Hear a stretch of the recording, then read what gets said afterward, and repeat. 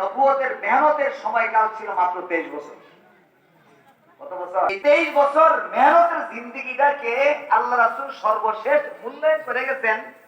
রাসূল বলেন, খায়রুল কুরুনি কারনি সুম্মাল্লাযীনা ইয়ালুনাহুম সুম্মাল্লাযীনা ইয়ালুনাহুম। রাসূল বলেন, খায়রুল কুরুনি কারনি,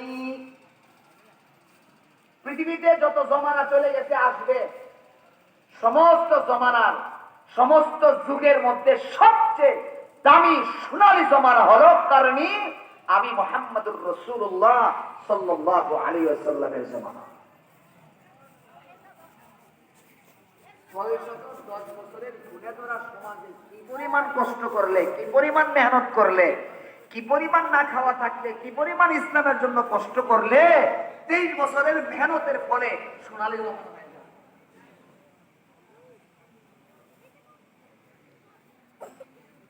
রাসূল করিম সাল্লাল্লাহু আলাইহি ওয়াসাল্লামকে আল্লাহ তাআলা এমন গুণ দিয়েছিলেন, ওই গুণগুলি নিয়ে সামনে বাড়ছেন, মেহনত করছেন, মেহনতের রেজাল্ট এমন বাইর হয়েছে, সাহাবায়ে আজমাইনদের কাফেলা সামনে দাঁড়ায় গেছে, সোনালী জমানা হিসাবে পৃথিবীর ইতিহাস তাদেরকে স্মরণ করে।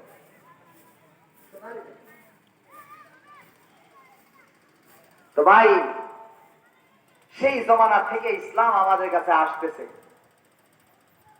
আল্লাহ তাআলা আমাদেরকে মুসলমানের ঘরে জন্ম দিয়া মুসলমান বানাইছেন, বহুত বড় ইহসান, বহুত বড় দয়া। মুসলমানের ঘরে আল্লাহ আমাদেরকে জন্ম দিয়েছেন। একজন মুসলমান আরেকজন মুসলমান ভাই ভাই ভাই ভাইয়ের সম্পর্ক গড়ে দিয়েছেন। কোরআনে আল্লাহ বলে দিয়েছেন, ইন্নামাল মুমিনুনা ইখওয়া, মুমিন ভাই ভাই। মুমিনকে ভালোবাসো, একজন মুমিন আরেকজন মুমিনকে ভালোবাসবে, মহব্বত করবে। সাহাবায়ে আজমাইন থেকে যে গুণ আমাদের পর্যন্ত চলে আসছে, এটাও একটা গুণ। আল্লাহ কোরআনে কারীমে বলে দিয়েছেন, ওয়াল্লাযীনা মা'আহু আশিদ্দাউ আলাল কুফফার أشداء على الكفار رحماء بينهم تراهم ركعا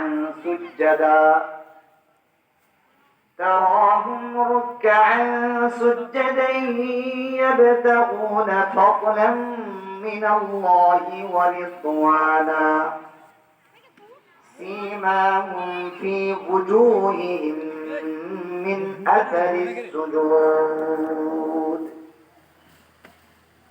যেই জমানাটাকে সোনালী জমানা বানাই দিয়ে গেছে, সেই জমানার মানুষগুলির গুণ ছিল কি? আশিদ্দাউ আলাল কুফফার। রাসূল করিম যেই জমানাটাকে, যাদের জমানাকে সোনালী জমানা বলে গেছেন, সাহাবায়ে আজমাইনদের জমানা, রাসূলকে যারা দেখতেন, এই জমানার মানুষগুলির গুণ ছিল কি? আশিদ্দাউ আলাল কুফফার, বাতিলের সামনে তাদের মতো। কিসের মতো ছিল? আশিদ্দাউ আলাল কুফফার, কাফেরের সামনে কোনো মাথা নত ছিল না।